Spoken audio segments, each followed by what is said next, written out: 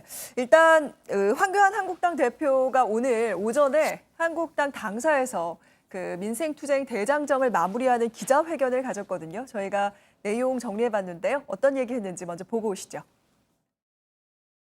지금 대통령께서 결단하셔야 할 일은 단 하나, 경제 정책의 대전환, 그것입니다.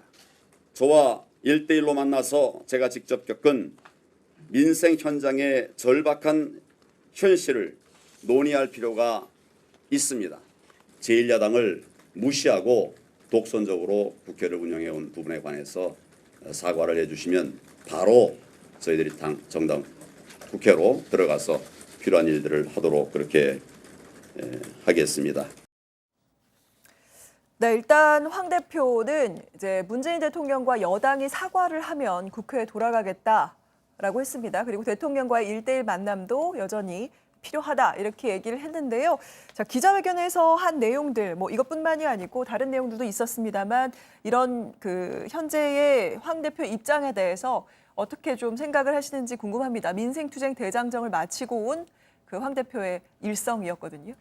가장 바라는 게 뭔지 저는 좀 궁금해요. 황교안 대표가 지금 뭐 민생투쟁이라고 이름을 붙여서 전국을 돌아다녔죠. 4,000km를 넘게 다녔다고 하는데 그래서 이 황교안 대표가 가장 바라는 것은 무엇인가라는 생각을 일단 해봅니다. 지금 1대1로 만나서 자신의 이야기를 들어달라. 본인이 잘못한, 그러니까 정부 여당이 잘못한 것을 인정하면 본인이 국회 정상화를 시키는데 뭐 또 일조를 하겠다. 이런 얘기를 하고 있는데 저는 글쎄 이런 형태의 협상은 없다고 생각합니다. 누군가가 먼저 사과를 하고 시작하는 협상이 있을 수 있을까요? 일단 자리에 앉아서 그 대화부터 시작해야 되지 않을까라는 생각을 하는데 뭔가 자꾸 1대1로 만나는 것에 조건 걸고 그 조건 지켜지면 1대1로 만날 것이고 1대1로 만나면 모든 게 해결된다라는 식으로 얘기를 하고 있는데 저는 그 선후가 잘못된 것이라고 생각하고요.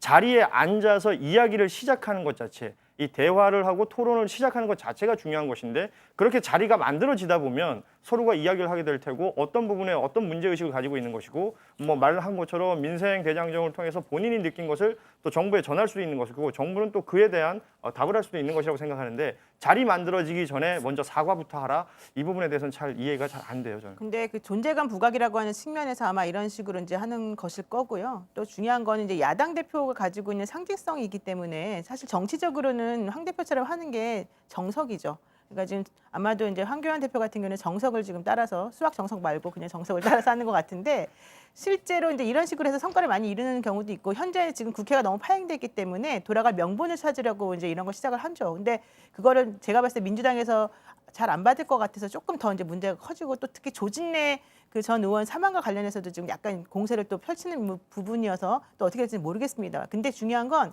황교안 대표가 예컨대 지금 다 같이 만나자 그러니까 나하고 1대1로 만나달라. 또 다 같이 얘기를 먼저 하자 그랬더니 나부터 먼저 만나고서 얘기하자. 이런 식으로 얘기하는 것이 실제적으로 이 자유한국당 대표로서는 뭐 적당한 행동일지 모르겠으나 문제는 이거를 받아들여주게 되면은 국회가 정상화될 것이다라고 하는 말이 조금 안 맞는 부분이 있어요. 왜냐하면 황 대표가 실제 국회의원이 아니거든요. 그러니까 대부분의 경우에는 그 제1야당의 국회의원이면서 당대표를 맡는 경우가 많이 있었기 때문에 그게 이제 맞았는데 지금은 원내대표하고 또 이게 좀 맞아 떨어져야 되는 부분이 있어서 지금 청와대 입장에서 황교안 대표를 만난다고 해서 이게 정색이 좀 더 이렇게 회복이 되고 그다음에 국회가 정상화될 것인가 여기에 대해서는 또 의문을 좀 가지고 있는 것 같아요. 네.